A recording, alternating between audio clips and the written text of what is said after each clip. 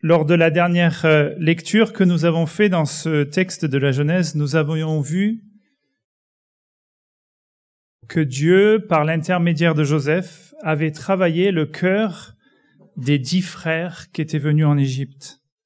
Nous avions vu que l'Égypte, le simple nom et le voyage avaient éveillé en eux la conscience de leur péché.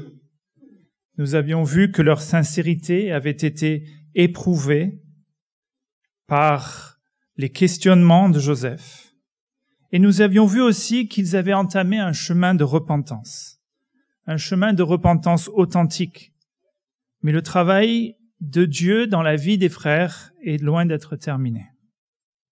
Il reste encore quelques épisodes, mais entre eux déjà, ils avaient avoué leurs crimes, avoué leurs fautes envers leurs frères, envers Joseph.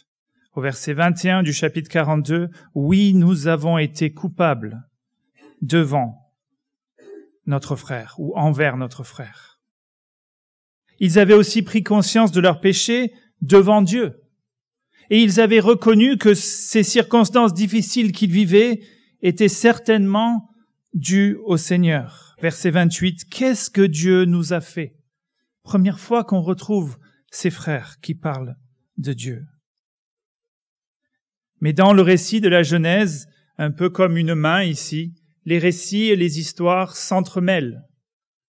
Dieu travaille, oui, sur les frères, mais lorsque les frères vont rentrer d'Égypte, en laissant Siméon en prison, c'est sur le père, Jacob, que Dieu va travailler. Et Jacob devient alors, dans ce texte, le centre du récit. Et je vous rappelle que Dieu est à l'œuvre au-dessus de toute chose. Son but est de sauver cette famille. Son but est de réconcilier cette famille qu'on a vue dysfonctionnelle.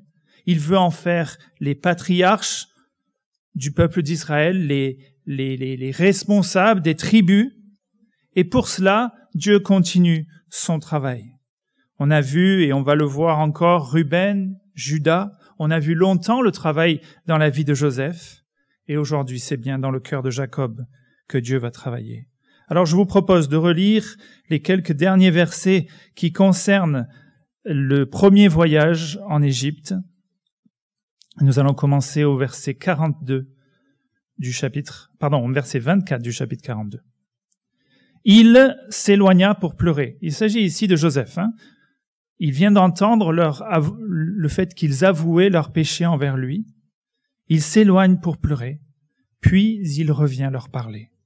Il prit parmi eux Siméon et le fit enchaîner sous leurs yeux.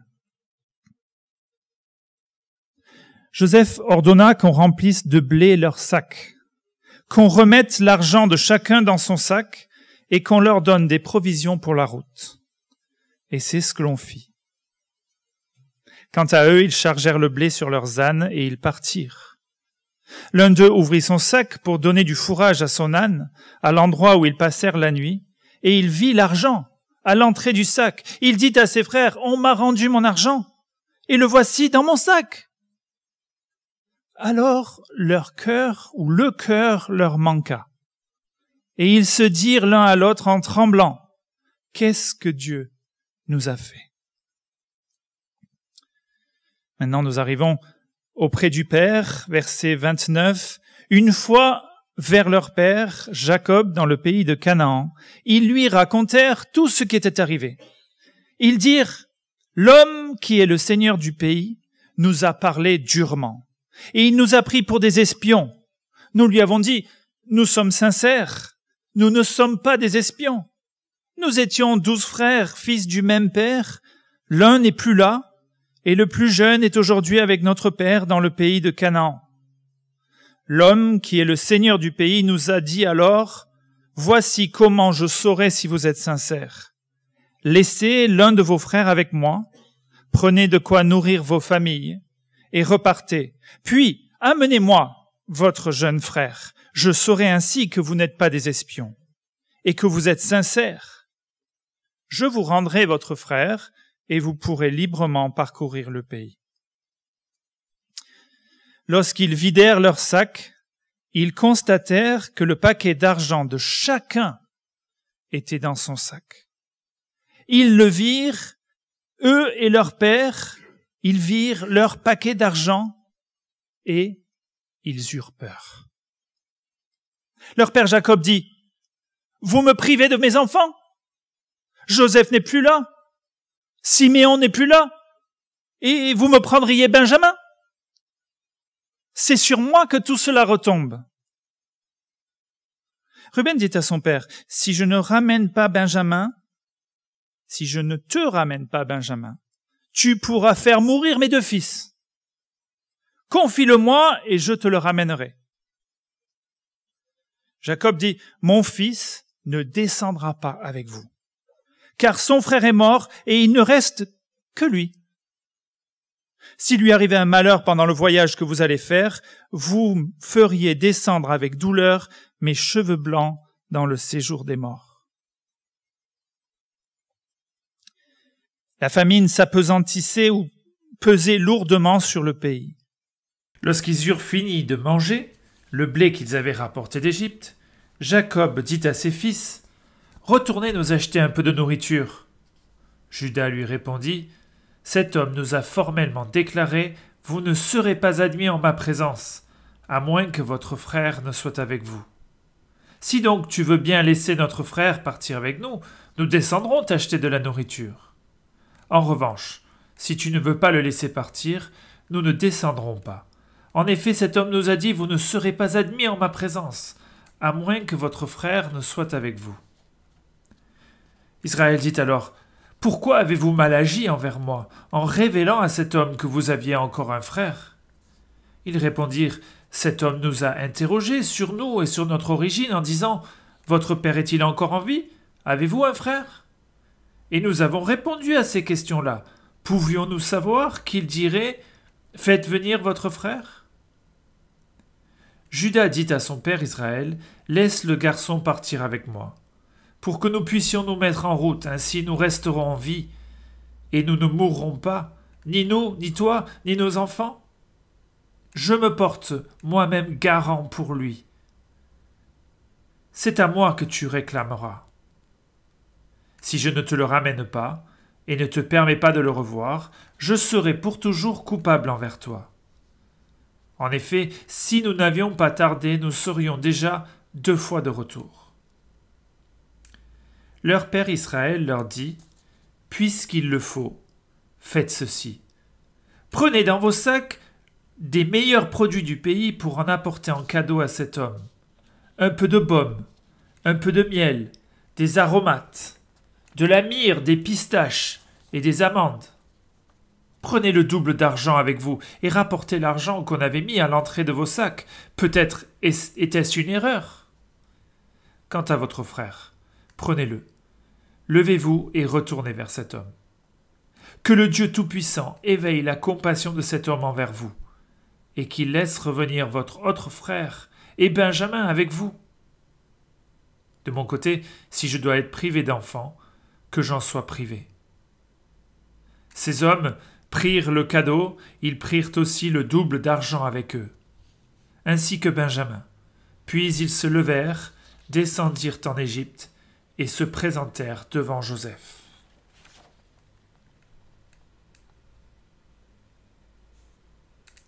Y a-t-il des jours dans votre vie où tout va mal?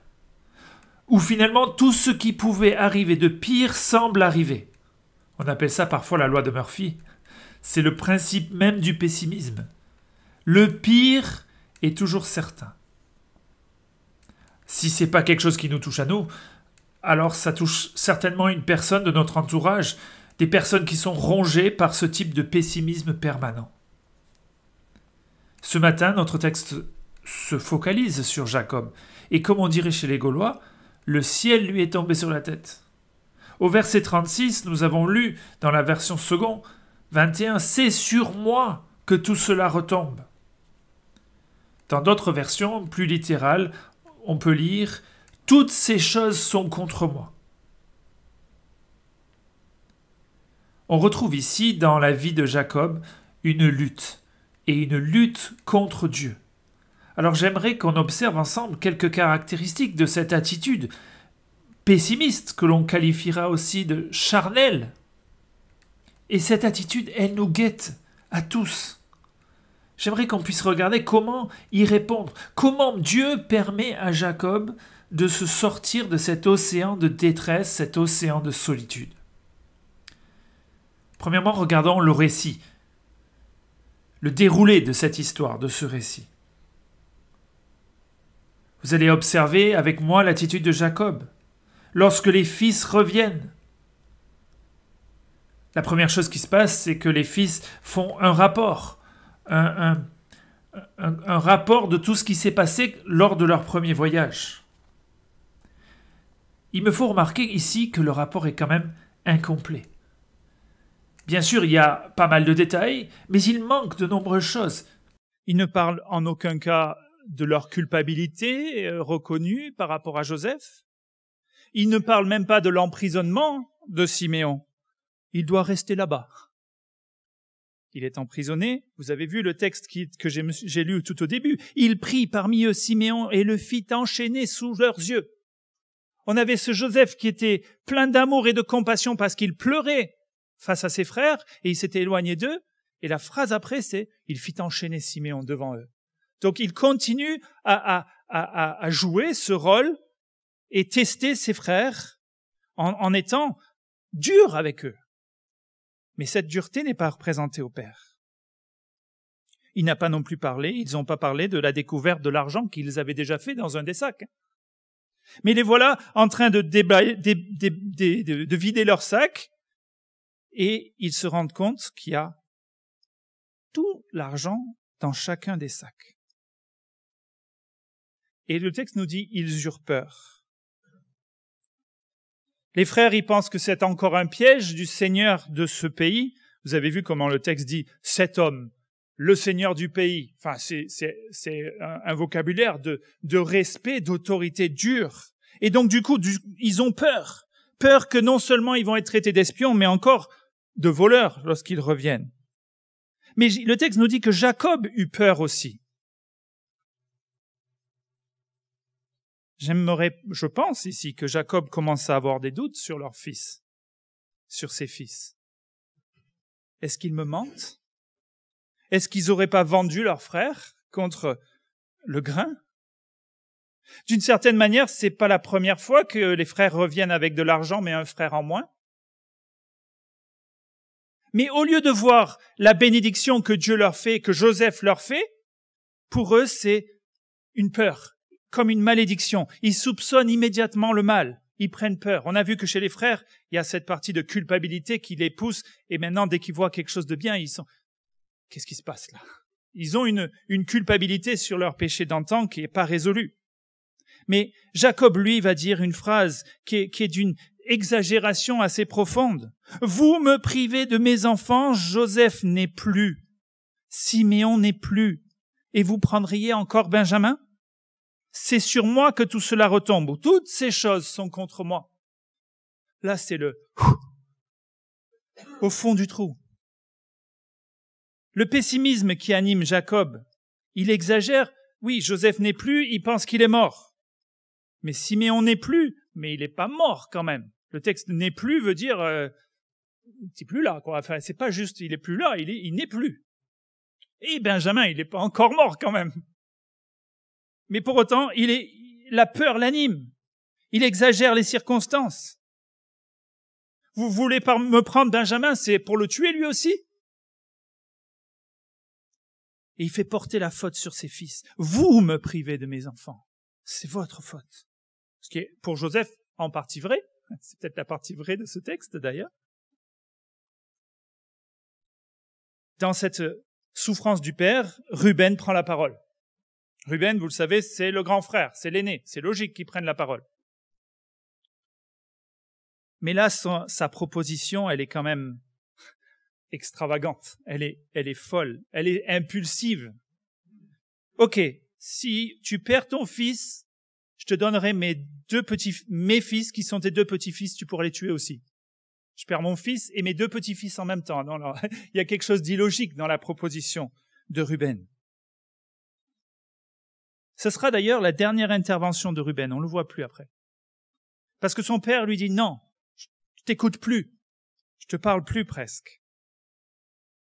Ruben avait déjà été en bisbille avec son père sur l'histoire de la femme de Jacob, avec qui Ruben avait couché. Il n'y a plus l'autorité du grand frère. En Genèse 49, verset 5, il est écrit, lorsqu'il fait la bénédiction sur ses fils, « Impétueux comme les eaux, Ruben, tu n'auras pas la prééminence, tu n'auras pas d'avantage. » Il exagère, il commence à blâmer ses fils, et voilà aussi qu'il introduit un délai qui est quasiment un délai dangereux. La famine pesait lourdement sur le pays. Mais la famine. Et Jacob est un peu dans un déni de réalité. La situation est difficile, ils n'ont pas de quoi manger, et lui, il attend. C'est un petit peu cette deuxième caractéristique d'un pessimisme, comme si le temps allait faire passer les choses. Peut-être que la famine allait s'arrêter, ça, il peut pas le savoir. Il sait pas que ça va durer encore plusieurs années. Mais entre-temps, Simeon, il est quand même en prison en Égypte. Les réserves de blé se terminent, la famine se poursuit avec force, et le texte nous dit « Toute la famille du patriarche risquait de dépérir. Il leur reste des pistaches et des amandes. » L'homme ne vivra pas de pistaches et d'amandes seulement. Ils ont besoin d'autre chose, mais ils amènent ça en Égypte pour revenir avec ce qu'il leur faut pour la subsistance de leurs bêtes et de leur famille. Judas lui dit, parce que c'est Judas qui va commencer à interagir maintenant avec son père, « Nous aurions pu déjà revenir d'Égypte 2 fois si nous n'avions pas tardé. Si tu n'avais pas tardé, papa, on aurait déjà fait l'aller-retour. » Et là, il dit un peu plus loin, si nous pouvons y aller, nous resterons en vie, nous ne mourrons pas, ni nous, ni toi, ni nos enfants. Donc on voit le danger que ce délai introduit. Mais il est tellement mal dans sa situation qu'il préfère même mettre de côté cette histoire et se mettre la tête dans le sac et ne pas prendre de décision. C'est un déni de réalité ici. Il tarde. Autre caractéristique, nous le voyons dans la suite, c'est qu'il continue à blâmer les autres. Au chapitre 43, verset 6, le texte commence en disant « Israël dit alors, « Pourquoi avez-vous mal agi envers moi en révélant à cet homme que vous aviez encore un frère ?»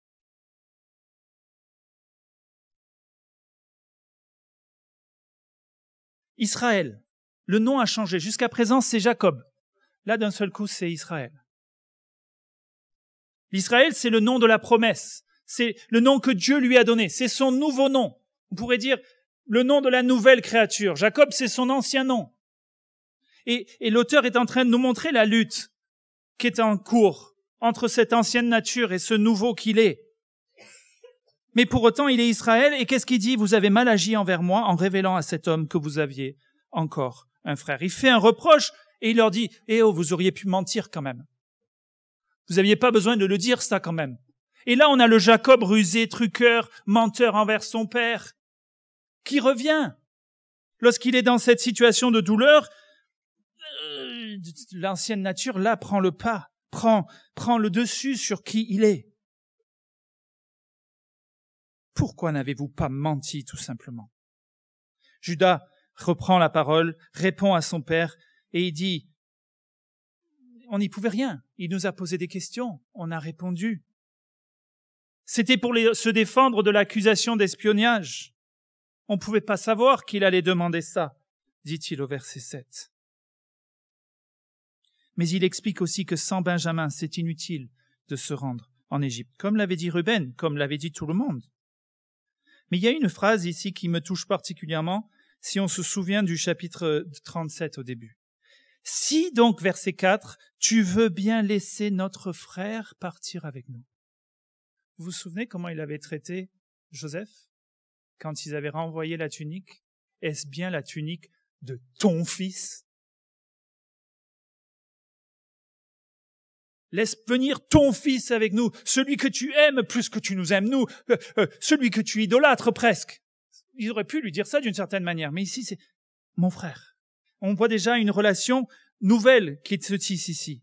Et en plus, il y a cette belle phrase du verset 9 que on réutilisera la prochaine fois. Je me porte moi-même garant pour lui. Je suis garant de lui. Je le protégerai sur ma vie. Je me donnerai à sa place, s'il le faut. Prêt à donner sa vie pour son frère. Et Judas, dans cet entremêlement de récits, est aussi en train d'être travaillé par Dieu. Et il va être l'acteur principal du prochain épisode. C'est lui qui va faire quelque chose qui va être une préfiguration de qui est Christ, de ce que Christ a fait pour nous. Il va se proposer de se sacrifier à la place de son frère, en tenant la promesse qu'il avait faite à son père. Judas prend autorité, il prend position, il devient le porte-parole. À partir de maintenant, c'est Judas qui est l'autorité dans la famille, qui est l'autorité dans les frères. Siméon et Lévi, c'était le numéro 2 et le numéro 3, ils ont perdu leur autorité suite à la débâcle de Sichem dont on avait déjà parlé, la violence envers le peuple. Judas, c'est le 4e, il devient le leader et il devient celui par qui la promesse s'accomplira. Moi, j'aime voir comment Dieu travaille ce cœur, travaille ces gens. Judas, c'était un personnage, c'était celui qui était le plus éloigné de la famille. Au chapitre 38, on voit qu'il s'en va. Il s'éloigne, il tombe dans le péché, il va avec les Cananéens, il va avec l'Adulamite. C'est celui qui est le plus éloigné finalement de la famille. Et c'est celui finalement par qui passera la promesse. Jacob accepte la situation, verset 11. Puisqu'il le faut, faites-le. Puisqu'il le faut, verset 13, quant à votre frère, prenez-le. Donc il y a ici une acceptation finale de Jacob. Il y a une forme encore d'incertitude, il y a encore une partie de l'humain qui travaille ici, parce que vous avez vu comme il manigance, alors vous amènerez 2 fois plus que vous aviez dû payer la dernière fois qui vous a été rendu, et puis vous leur donnerez du miel, de la myrrhe, des aromates. Vas-y, c'est tout pour apaiser la situation. Mais c'est un peu le Jacob qu'on connaît, celui qui avait déjà envoyé devant lui, quand il était rentré avec ses femmes, ses enfants, devant Ésaü, avec qui il a eu un petit litige, il avait aussi envoyé plein de présents devant lui, pour que son frère lui soit favorable.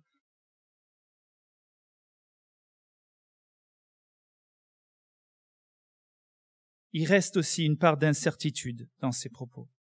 Peut-être est-ce une erreur. Il comprend plus le plan là, il sait pas ce qui se passe. Mais il dit peut-être que c'est une erreur de leur part.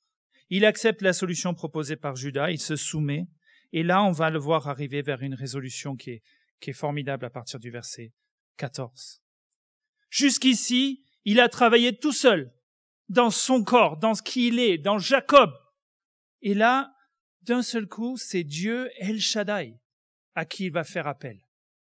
Que le Dieu Tout-Puissant, verset 14, éveille la compassion de cet homme envers vous et qu'il laisse revenir votre autre frère et Benjamin avec vous. C'est pas anodin l'appel ici à Dieu El Shaddai. C'est celui de qui il a reçu la promesse. Jacob a reçu la promesse dans le chapitre 35, verset 11. Dieu lui dit, « Je suis le Dieu Tout-Puissant, El Shaddai. Prolifère, multiplie-toi. Une nation et tout un groupe de nations seront issus de toi, et les rois naîtront de toi. Je te donnerai le pays que j'ai donné à Abraham, Isaac. Je te donnerai ce pays à ta descendance après toi. » Quand il fait appel au Dieu El Shaddai, il fait appel à ce Dieu de la promesse. Et il dit, quoi que mes yeux me disent, quoi qu'il se passe autour de moi, je vais faire confiance à ce Dieu-là. Et je l'implore qu'il agisse. Qu'il laisse revenir votre autre frère, Siméon, et Benjamin avec vous. Il croyait pas si bien dire. Parce que non seulement c'est Siméon qui va revenir, non seulement c'est Benjamin qui va revenir, mais c'est Joseph qui va retrouver. Ça lui traversait même pas l'esprit, c'était même pas imaginable. Mais là, quand il implore le Dieu Tout-Puissant agit, et lui, donne son 3e fils manquant. Je trouve ça merveilleux de la part du Seigneur. Encore plus que ce qu'il demande. El Shaddai, Dieu Tout-Puissant, agis pour moi, agis conformément à ta promesse, agis selon ce que tu m'as indiqué. Il n'y a pas de fatalisme dans le verset 14 dans la suite. De mon côté, si je dois être privé d'enfants, que j'en sois privé. On pourrait lire ça d'une manière fataliste en disant, advienne qu'adviendra. Mais je crois pas. Parce qu'il vient de s'appuyer sur le Dieu Tout-Puissant. Et il fait confiance et il sait que Dieu a un plan, quel qu'il soit. Et il est prêt à suivre ce plan de Dieu. Je rentre dans son plan. J'accepte son plan. Je me soumets à son plan, à son projet. On a là une vraie soumission de Jacob au Dieu de sa promesse, qui lui a fait la promesse. Une foi qui se renouvelle.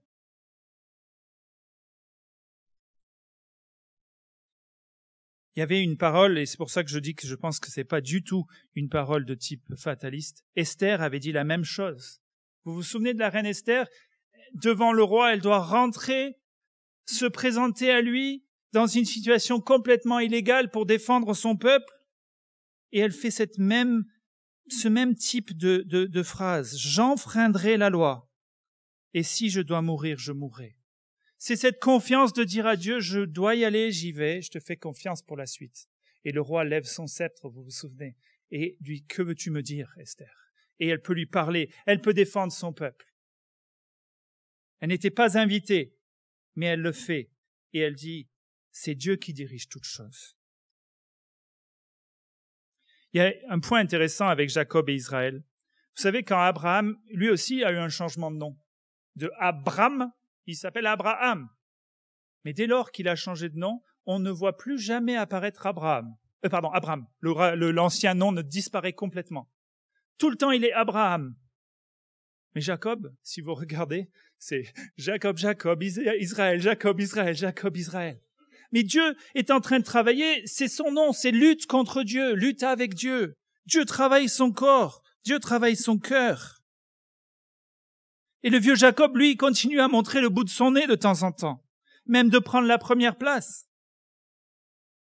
Mais Dieu va l'amener pour être de plus en plus Israël, celui qui a foi en El Shaddai, celui qui est vraiment soumis à Dieu. J'aimerais juste vous laisser une petite remarque ou une lucarne sur la suite, puisqu'après on parlera plus trop de Jacob, mais à partir du chapitre 45 au verset 25, regardez ce que dit l'auteur, et vous allez retrouver la même image. Ils remontèrent de l'Égypte, arrivèrent dans le pays de Canaan vers leur père Jacob. Donc ça, c'est à la suite du 2e voyage, lorsque Joseph s'est déjà déclaré, etc. Il a dit, je suis Joseph, je suis votre frère. Et il lui annonce, Joseph vit encore, c'est même lui qui gouverne toute l'Égypte. Cependant, Jacob resta sans réaction, parce qu'il ne les croyait pas. L'incrédule Jacob est de retour. Il lui rapporte alors toutes les paroles que Joseph leur avait dites et lorsqu'ils virent les chariots que Joseph avait envoyés pour le transporter, leur père Jacob se ranima. Israël dit, cela suffit, mon fils Joseph est encore en vie, je veux aller le voir avant de mourir.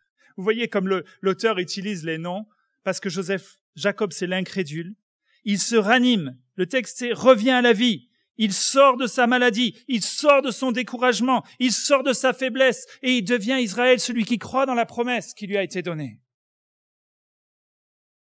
Et Dieu va le bénir au-delà de toute espérance, au-delà de tout ce qu'il pouvait même imaginer lui-même.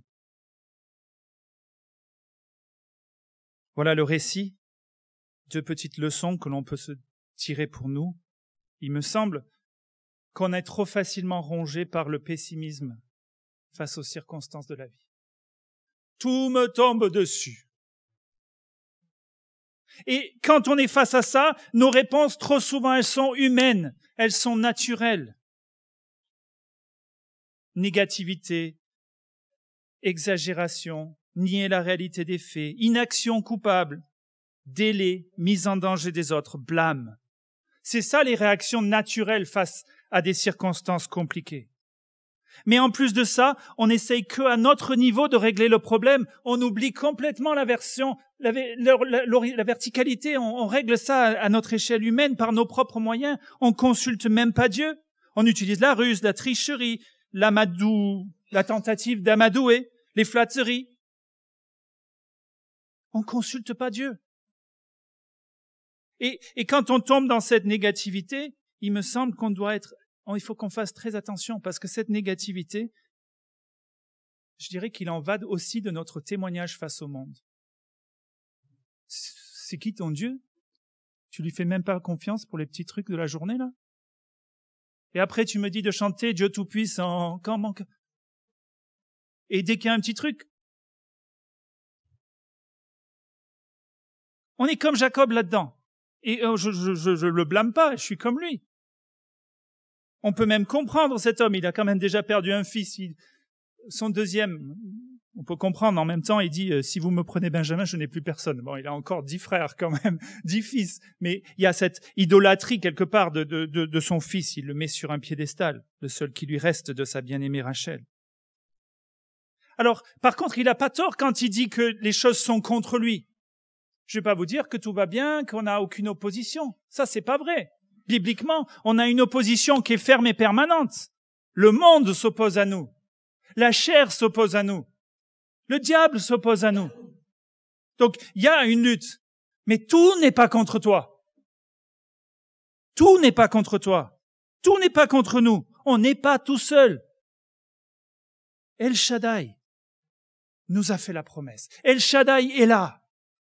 Jésus-Christ est venu sur cette terre justement pour être là, à nos côtés dans ces temps les plus difficiles.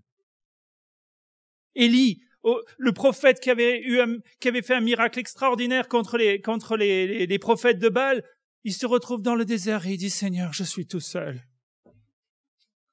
Et Dieu lui montre sa puissance « Seigneur, je suis tout seul. » Et Dieu lui dit « Il y a 7000 autres qui sont là, qui n'ont pas fléchi le genou devant Baal. » Le petit serviteur de Élisée, quand il y a la guerre et qu'il y a l'ennemi qui arrive, et Élisée est tranquille, le serviteur dit « Comment tu peux être tranquille? Il y a toute la guerre. » Et le Seigneur, ouvre-lui les yeux. Et il voit cette nuée, cette armée qui est là.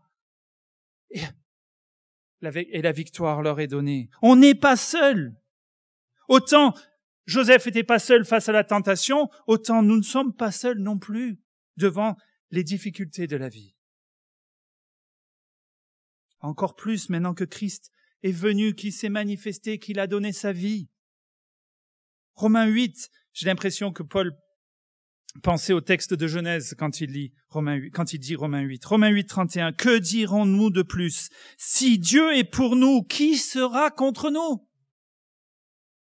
Et il continue. Lui qui n'a pas épargné son propre fils, mais qui l'a donné pour nous tous, comment ne nous donnerait-il pas tout avec lui?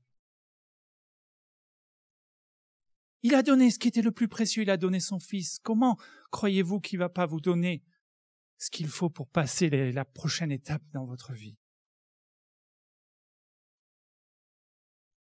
Jésus lui-même nous dit, Matthieu 28, « Tout pouvoir m'a été donné dans le ciel et sur la terre. » Et plus tard, « Je suis avec vous tous les jours jusqu'à la fin du monde. » Je veux pas qu'on se laisse bouffer par ce pessimisme ambiant et pas ce pessimisme chrétien non plus d'une certaine manière. La deuxième chose, il ne faut pas oublier les promesses que Dieu nous a faites. Vous vous souvenez que Jacob a reçu une promesse alors qu'il était couché, il était seul, il venait de fuir sa famille, il n'avait rien encore. Un rêve, il a sa tête sur l'oreiller qui est une pierre. Voilà ce qui lui est resté, quoi. Et Dieu lui montre ses anges qui descendent du ciel et lui dit, chapitre 28, « Je suis l'Éternel, le Dieu de ton grand-père, le Dieu d'Isaac. La terre sur laquelle tu as couché, je te la donnerai à toi et à tes descendances. Ta descendance sera pareille à la poussière de la terre. Tu t'étendras à l'est, à l'ouest, au nord, au sud. Et toutes les familles de la terre seront bénies en toi, en ta descendance. Je suis moi-même avec toi. Je te garderai partout où tu iras. Et je te ramènerai dans ce pays, car je ne t'abandonnerai pas tant que je n'aurai pas accompli tout ce que je te dis. » Il a cette promesse, mais il l'a oubliée. Nous avons une promesse qui est quasiment identique. Je serai avec toi. Je ne t'abandonnerai pas jusqu'à ce que j'ai accompli tout ce que je t'ai dit. Et le Seigneur nous a dit quoi? Qu'il nous recevrait dans son royaume éternel, dans la gloire. Et je crois qu'il nous faut recevoir, on a parlé de la grâce la semaine dernière, la grâce de se confier dans les promesses de Dieu. Et pour ça, il faut reconnaître que Dieu est le Tout-Puissant, que Dieu est ce El Shaddai, qu'il est au contrôle de toutes choses, comme quelqu'un l'a dit dans une... s'accompliront, même dans nos infidélités, même dans nos doutes, même lorsqu'on ne le mérite pas, et même lorsqu'on ne comprend pas ce qui se passe.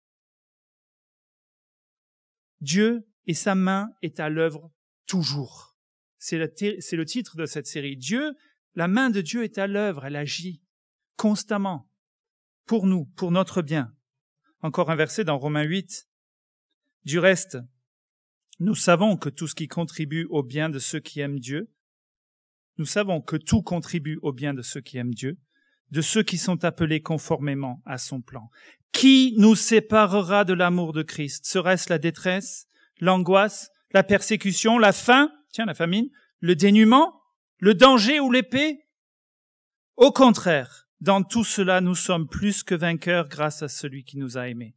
En effet, j'ai l'assurance que ni la mort, ni la vie, ni les anges, ni la domination, ni le présent, ni l'avenir, ni les puissances, ni la hauteur, ni la profondeur, ni aucune autre créature ne pourra nous séparer de l'amour de Dieu manifesté en Jésus-Christ, notre Seigneur. C'est sur ça que nous nous appuyons, quelles que soient les circonstances. Ce matin, j'ai rajouté une petite phrase parce que je pensais à ce pessimisme et vous allez me dire, bon, moi je suis pas pessimiste, je suis optimiste. Mais j'ai pas dit ici qu'il fallait être un optimisme béat. C'est pas ça non plus. C'est presque tout aussi frustrant celui qui voit une détresse qui lui arrive. Non, pas plus pessimiste qu'optimiste, mais confiant en Jésus-Christ. Ça oui. Parce que les difficultés, elles nous viennent. Mais si je suis confiant en Christ, alors je peux passer par-dessus, je peux avancer malgré les circonstances. Sans blâmer ni les autres, ni Dieu. Je garde les yeux fixés sur le Seigneur. J'ai la tête au ciel et les pieds sur terre, ou j'ai les yeux fixés sur le ciel et la tête et les pieds sur terre. Conservons cette relation avec Dieu dans les circonstances difficiles, jusqu'à ce que ça devienne naturel, jusqu'à ce qu'Israël soit Israël tout le temps. Où sa première pensée, ça va être de se raccrocher à la promesse, d'agir selon la volonté de Dieu, d'agir avec sagesse de Dieu. Prions. Seigneur, ta parole nous a été donnée pour notre instruction et nous nous réjouissons de te voir à l'œuvre. Mais nous savons aussi, Seigneur, que tu es à l'œuvre dans chacune de nos vies. Nous le voyons, nous le savons, nous le connaissons. Seigneur, tes promesses s'accomplissent envers nous. Seigneur, tu nous as tirés de nos ténèbres, tu nous as tirés de notre péché, tu nous as relevés.